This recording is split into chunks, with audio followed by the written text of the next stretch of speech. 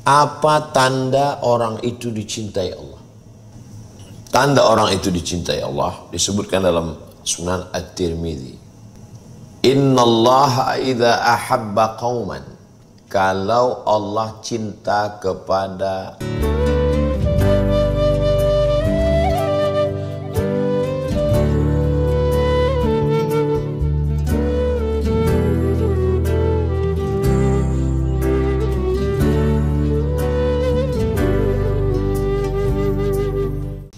apa tanda orang itu dicintai Allah? Tanda orang itu dicintai Allah disebutkan dalam Sunan At-Tirmidzi. Innallaha idza ahabba qauman, kalau Allah cinta kepada kaum maksudnya sekelompok orang, ibtalahu, maka Allah mengujinya, diberikan dia ujian.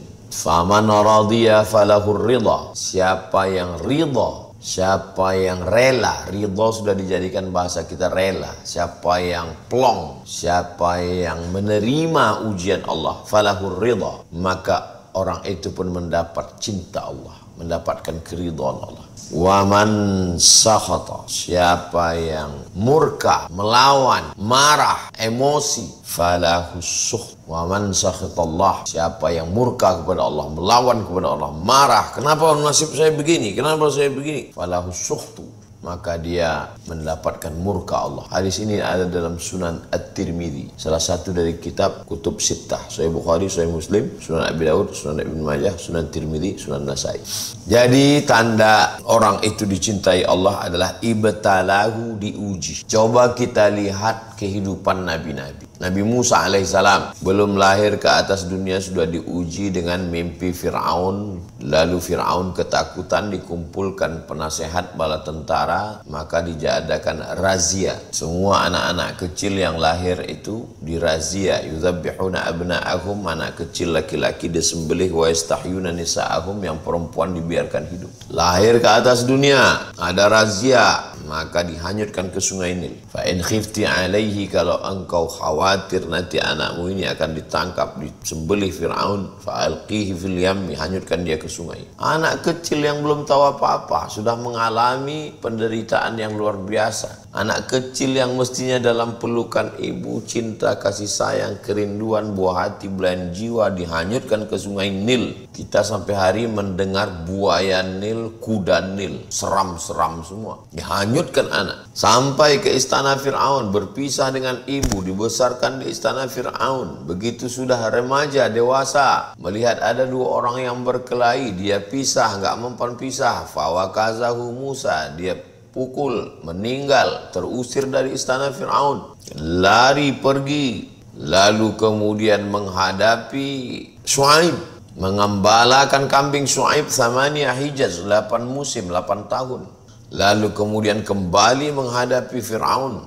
Fir'aun mengejar dengan bala tentaranya lewat di Laut Merah. Selama membawa Bani Israel ini diuji lagi. Bani Israel minta, buatkan Tuhan patung. La nu'mina lahakka hatta, ya Musa, lan nu'mina lahakka hatta narallaha jahra. Kami tidak percaya kepadamu sampai kami melihat Tuhan secara nyata. Dia minta Tuhan yang material, yang kelihatan. Ya Musa, ij'al lana ilahan kama lahum alihah, buatkan untuk kami Tuhan sebagaimana Tuhan-Tuhan mereka. Paganisme, penyembahan kepada arca, berhala, patung. Naik Nabi Musa ke atas bukit Tursina, turun-turun ke bawah, rupanya mereka sudah menyembah lembu Samiri. Bukan hanya Nabi Musa teraniaya, saudaranya Harun. Ya bena umma, wahai anak ibuku, innal qauma stad'afuni, mereka menganiaya aku, wa kadu yaqtulunani, hampir mereka membunuh aku. Apa ini? Bukankah Nabi Musa itu utusan Allah? Bukankah Nabi Musa itu hamba Allah?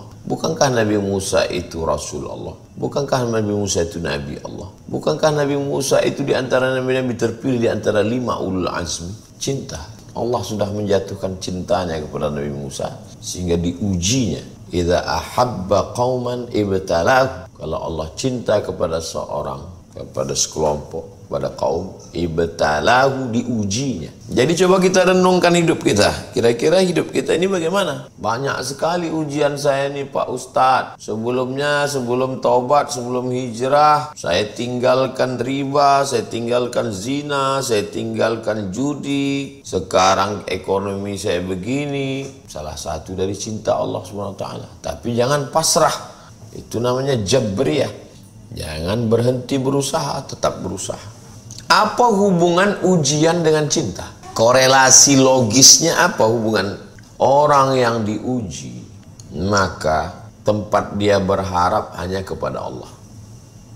Lihat hidupnya, dua kemungkinan. Yang pertama, dia akan melupakan Allah, tapi dia akan lebih dekat kepada Allah. Berat ujian hidupnya. Saking beratnya ujian hidup, itulah dia makin dekat kepada Allah. Mungkin itu juga yang membuatkan doanya makbul. Baru saya faham setelah lama. Kenapa begini? Kenapa begini? Menemukan jawabannya ketika membaca hadis-hadis Rasulullah Sallallahu Alaihi Wasallam. Jadi ketika datang ujian berat dalam hidup saya pun juga menariknya begitu. Oh, ternyata Allah ingin supaya sujud saya lebih lama. Subhana rabbiyal a'la wa bihamdi. Nikmat sekali rasanya sujud itu. Subhana rabbiyal a'la wa bihamdi. Ya Allah. Nikmat sekali. Kenapa? Karena ujian yang kuat itu, pukulan as-sadmah, pukulan yang kuat itu membuat kita. Makanya Nabi Muhammad SAW itu kalau dibandingkan semua nabi-nabi, ada rasul-rasul, semua rasul-rasul, ada ulul azmi. Ulul azmi puncaknya adalah Nabi Muhammad SAW. Di antara semua nabi dan rasul itu siapa yang paling kuat ujiannya? Nabi Muhammad. Kenapa? Karena dia adalah Habibullah, kekasih Allah. Kekasih. Orang yang dikasihi Allah, dan ujiannya juga luar biasa. Belum lagi lahir ke atas dunia, ayah meninggal. Sedang rindunya peluh kasih sayang ibu, ibu meninggal. Dibesarkan oleh kakek, kakek meninggal. Dilindungi oleh paman, paman meninggal. Istri yang mengayomi, melindungi, mensupport Khadijah, tempat berbagi duka cita, Khadijah pun meninggal. 3 anak perempuan meninggal waktu Nabi masih hidup. Ruqayyah, Ummu Kulsum, Zainab. Zainab, Ruqayyah, Ummu Kulsum. Sayyidatuna Fatimah yang meninggal 6 bulan setelah Nabi meninggal. 3 anak laki-laki, Qasim, Abdullah meninggal dari Khadijah. Dari Maria Al-Qibtiyah lahir Ibrahim, meninggal umur 18 bulan. Terusir dari kampung halaman, diembargo, berpindah ke kota Al-Madinah. Sampai di Madinah menghadapi Yahudi Bani Nadir, Yahudi Bani Quraiqah, Yahudi Khaybar. Berhadapan lagi dengan orang-orang munafik. Nah, jadi kita mengambil iktibar. Terus ketika ujian itu datang, kita mau apa? Mau marah? Marah sama siapa? Marah sama Allah. Ya, kita dapat murka Allah.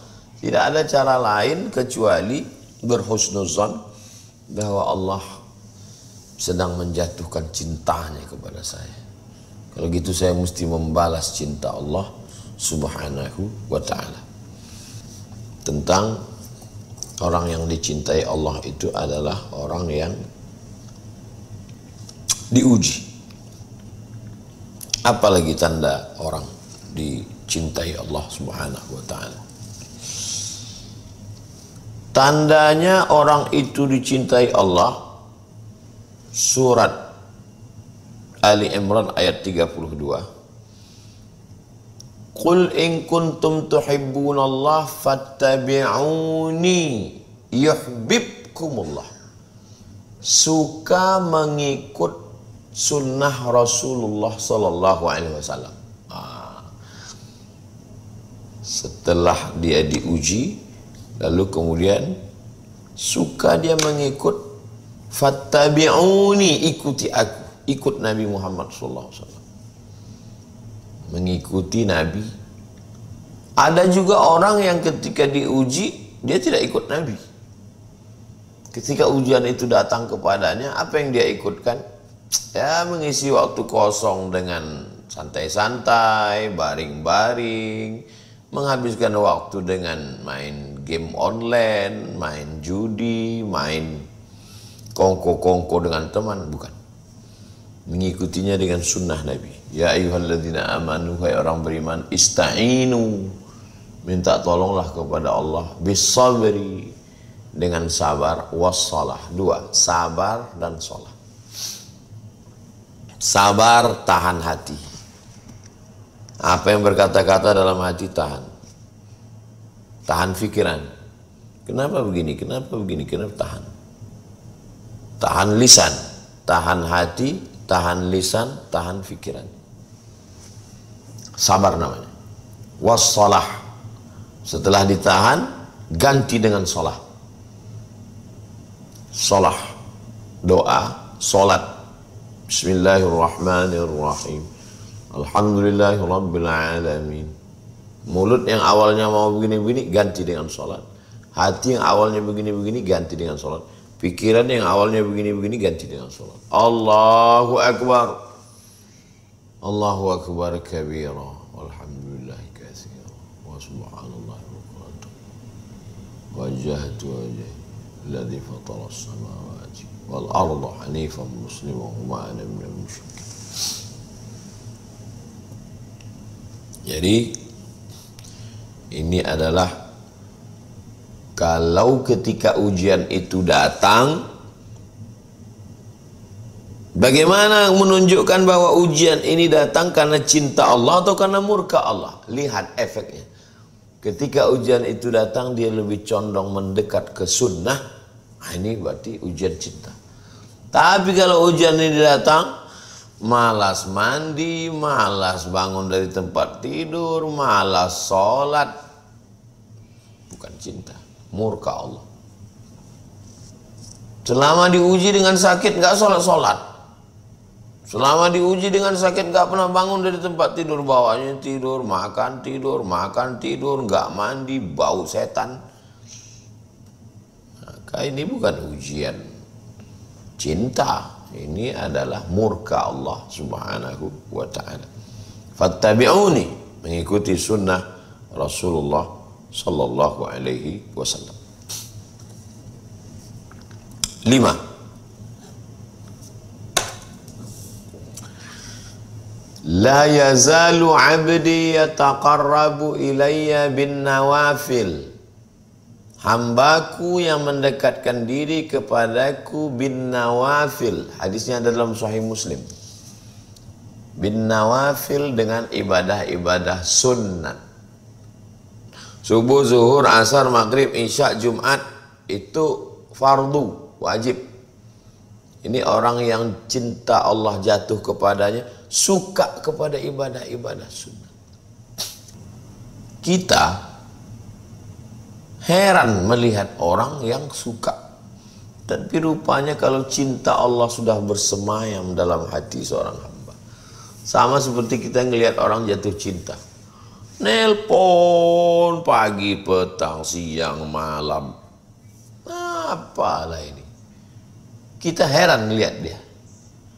Kenapa? Dia sedang jatuh cinta. Begitu juga ketika kita heran melihat orang ini.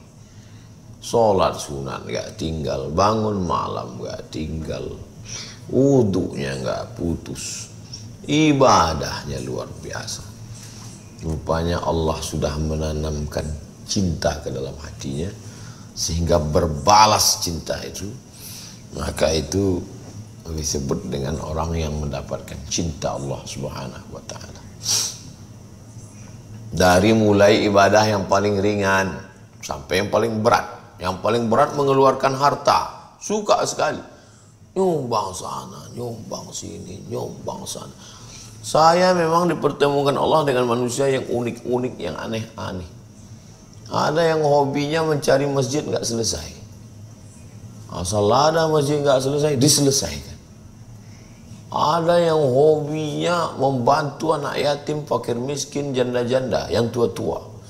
Asal ada orang susah, ditolong. Ada pula hobinya sholat, nggak berhenti-berhenti. Ada hobinya puasa sunat.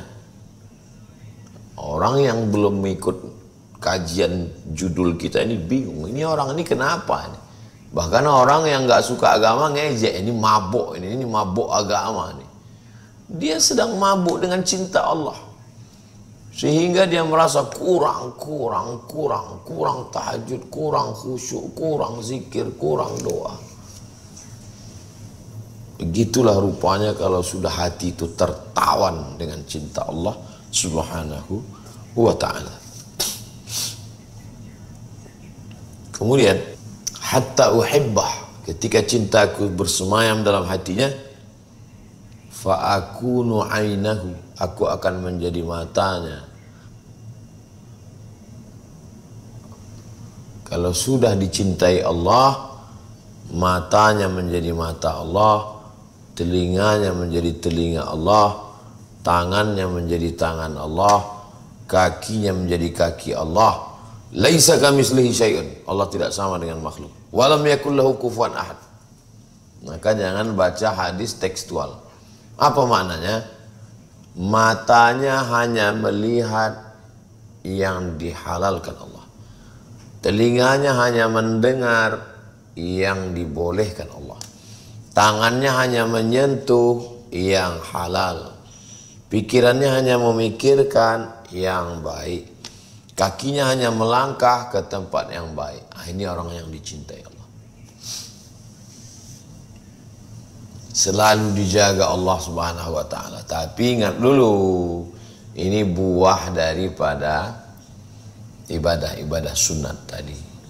Kalau kita tanam padi, kita siram, kita jaga, pecah kulitnya, keluar tunasnya, berbatang, inilah dia buahnya.